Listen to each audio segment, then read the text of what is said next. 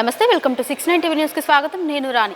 ఈరోజు ఇంకొకటి కుంభమేళాలో అయితే భారీ అగ్ని ప్రమాదం ఇంకొకటి చోటు చేసుకుందని అయితే చెప్పుకోవాలి. సెక్టార్ 22లో భారీగా అగ్ని ప్రమాదం జరిగిందని అయితే చెప్పుకోవచ్చు. టెంట్లు కూడా బాగా దగ్ధమైపోతున్నాయి, మొత్తం మంటల్లో కాలిపోతున్న పరిస్థితి అయితే నెలకొంది ఇప్పుడు. కానీ ఇలా వరుసగా ఎందుకు జరుగుతున్నాయి అనేది అర్థం కావట్లేదు. గతంలో కూడా కుంభమేళంలో అగ్ని ప్రమాదం అయితే జరిగింది. సో 5వ సెక్టార్లో గతంలో జరిగింది.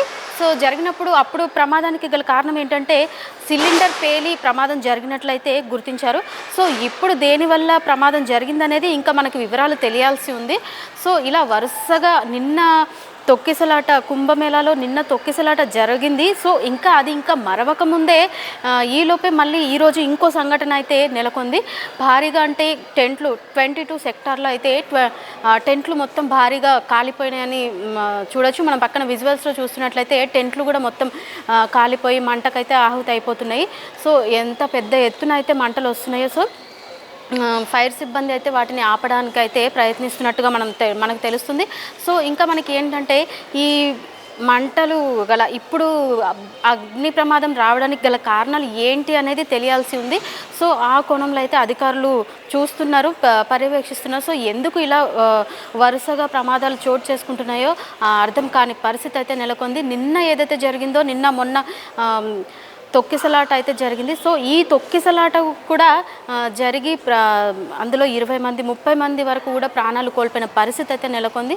సో ఈ కుంభమేళానికి భక్తులైతే పుణ్యస్థానాలు ఆచరించడానికి ఎక్కడెక్కడి నుంచో చాలా దేశాల నుంచి, ఊర్ల నుంచి కూడా భక్తులైతే తరలి వస్తున్న పరిస్థితి అయితే నెలకొంది.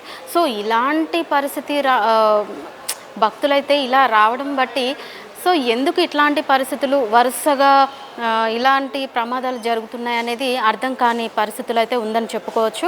సో ఇప్పుడైతే భారీగా అయితే చాలా పెద్ద ఎత్తున అయితే మంటలు ఎగిసిపడుతున్నాయి. 22 సెక్టార్లో అయితే భారీగా అయితే మంటలు ఎగిసిపడుతుండడం మనం చూస్తున్నాము. పక్కన విజువల్స్లో మీరు చూస్తున్నట్లయితే పక్కన భారీ ఎత్తున అయితే మంటలు చెలరేగుతున్నాయి. కానీ చాలా టెంట్లు కూడా అగ్నికి ఆకృతి అయిపోయినాయనే చెప్పుకోవచ్చు.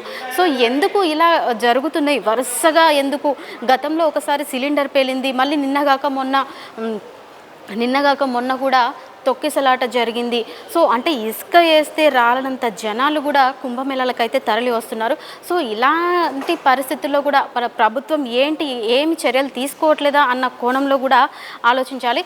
సో ఎందుకు అంటే ప్రభుత్వం మేము తీసుకుంటున్నాం, చర్యలు ఖచ్చితంగా తీసుకుంటున్నాము, భక్తులకు ఎట్లాంటి అసౌకర్యాలు జరగకుండా వాళ్ళకి చూస్తున్నామని చెప్తున్నప్పటికీ కూడా మరి ఎందుకు ఇలాంటి పరిస్థితులు, ఇలాంటి ప్రమాదాలు జరుగుతున్నాయనేది తెలియాల్సి ఉంది. కెమెరామ్యాన్ హనుమంత్తో రాణి.